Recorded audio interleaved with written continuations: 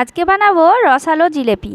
জিলেপিটা যেমন দেখতে সুন্দর, খেতে অসাধারণ। Welcome back to my channel Najfala কিচেনে আপনাদের সবাইকে স্বাগত। আজকে বানাচ্ছি জিলেপি। কিভাবে বাড়িতে সহজে বানানো যায় সেই রেসিপি আপনাদের সঙ্গে শেয়ার করব, একেবারে সহজভাবে, সহজ পদ্ধতিতে। চলুন তবে এই জিলেপি রেসিপিটা আমি কিভাবে বানাচ্ছি দেখে নিই। তো বন্ধুরা, চলে এসেছি রেসিপিতে। এখানে একটি পাত্র নিয়ে নিয়েছি, এরপরে দিয়ে দিচ্ছি বেসন। আজকে আমি বেসনের রেসিপিটা বানিয়ে দিচ্ছি, বেসনের জিলেপি। তো এখানে আমি 4 চামচ মতো বেসন দিয়ে দিচ্ছি, আপনারা পরিমাণ মতো দিয়ে দেবেন আপনাদের সদস্য হিসাবে। তো বন্ধুরা, এখানে আমি দিয়ে দিচ্ছি খাবার সোডা, এটা তো সকলেরই বাড়িতে থাকে। তো বন্ধুরা, এরপরে আমি মিক্সড করে নিয়ে আমি জল দিয়ে এটাকে কেকের ব্যাটার তৈরি করে নেব। কেকের যেমনভাবে ব্যাটার তৈরি করে একেবারে ঘনত্ব, সেইভাবে আমি ব্যাটারটাকে তৈরি করে নিচ্ছি। বেশি জলও লাগে না। তো বন্ধুরা দেখুন আমি কিভাবে ব্যাটারটাকে তৈরি করে নিচ্ছি। এটাকে কিন্তু খুব ভালো করে ফেটিয়ে নিতে হবে, খুব ভালো করে ফেটিয়ে নিতে হবে, না হলে শক্ত হয়ে থাকবে আর রস ঢুকবে না। তো বন্ধুরা দেখুন আমি খুব ভালো করে ফেটিয়ে নিয়েছি। খুব সুন্দর করে ফেটিয়ে নেওয়ার পর এই যে দেখতেই পাচ্ছেন আমি এইভাবে ব্যাটারটাকে এই ঘনত্ব করে নিয়েছি। বেশি পাতলাও করা যাবে না, আবার একেবারে শক্তও করা যাবে না। এরপরে আমি দিয়ে দিচ্ছি কামধেনু রং। এই রংটা তো সকলেই চিনে। তো বন্ধুরা অনেকে চিনে না ফুড কালার। তো বন্ধুরা আমি আজকে এই কামধেনু রং দিয়েই আমি জিলেপিটা তৈরি করে নিচ্ছি, এটা সকলেই চিনে। তো বন্ধুরা এটা আমি দিয়ে ভালো করে আমি এটাকে ফেটিয়ে নিচ্ছি। তো এটাকেও দিয়ে খুব ভালো করে ফেটিয়ে নিতে হবে, আর জিলেপিটাও খুব সুন্দরভাবে রসটা ঢুকবে আর খেতেও খুব সুন্দর লাগবে। তো এইভাবে আমি খুব ভালো করে ফেটিয়ে নিয়েছি। আর এরপরে আমি এখানে নিয়ে নিয়েছি টাটা লবণের প্যাকেট।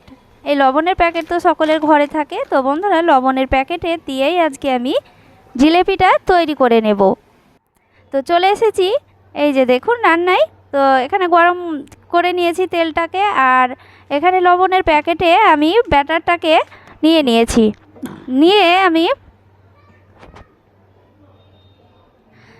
কোনাটাকে একটুকু কেটে নিয়েছি, শুধুমাত্র ব্যাটারটা বের হবে সেই রকম করে। তো বন্ধুরা দেখুন এইভাবে আমি প্লাস্টিকটা কেটে নিয়েছি, কোনাটা দিয়ে এইভাবে আমি ঘুরিয়ে ঘুরিয়ে তেলে ছেড়ে দিচ্ছি। তো পরিমাণ মতো তেলটা দিয়ে দিতে হবে।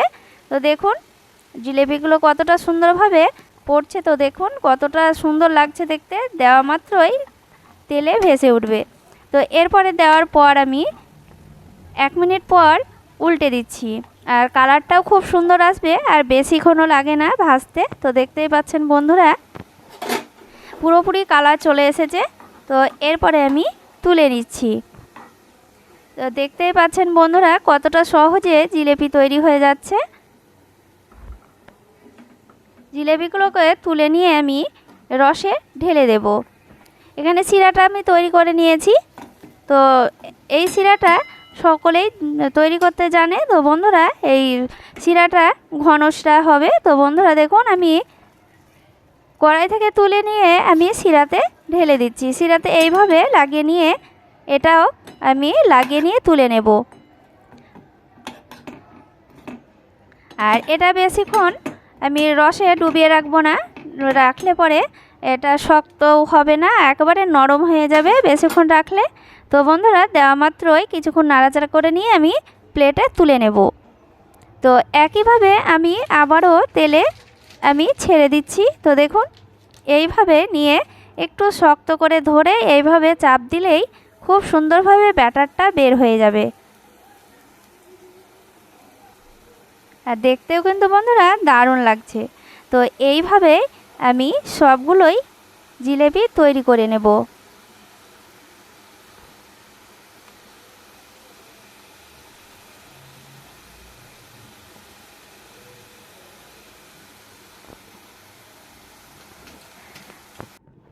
তো বন্ধুরা দেখতেই পাচ্ছেন সব জিলেপি তৈরি করে নিয়েছি আর রস থেকে তুলেও নিয়েছি।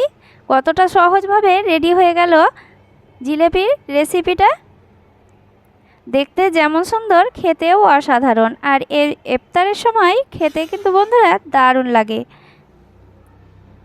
তো দেখতেই পাচ্ছেন আমি একটি ভেঙে দেখাচ্ছি রসে ডোবানো। তো বন্ধুরা দেখুন আমি একটি ভেঙে একটু দেখাচ্ছি যে কতটা রস ঢুকেছে। খুব সুন্দর হয়েছে, মুচমুচেও হয়েছে, আবার এদিকে রসটাও ঢুকেছে, দেখতেই পাচ্ছেন। এইভাবে আপনারা বাড়িতে অবশ্যই তৈরি করবেন, একেবারে সহজ আর কম সময়ে কম উপকরণে। এই যে দেখুন এইভাবেই আমি জিলেপিগুলোকে তৈরি করে নিয়েছি। তো বন্ধুরা এইভাবে আপনারা বাড়িতে অবশ্যই তৈরি করবেন। আর জিলেপি রেসিপিটা ভালো লাগলে অবশ্যই লাইক কমেন্ট শেয়ার করবেন। আর বেশি ভালো লেগে থাকলে সাবস্ক্রাইব করে পাশে থেকে যেতে পারেন। সবাই ভালো থাকেন বন্ধুরা, ধন্যবাদ।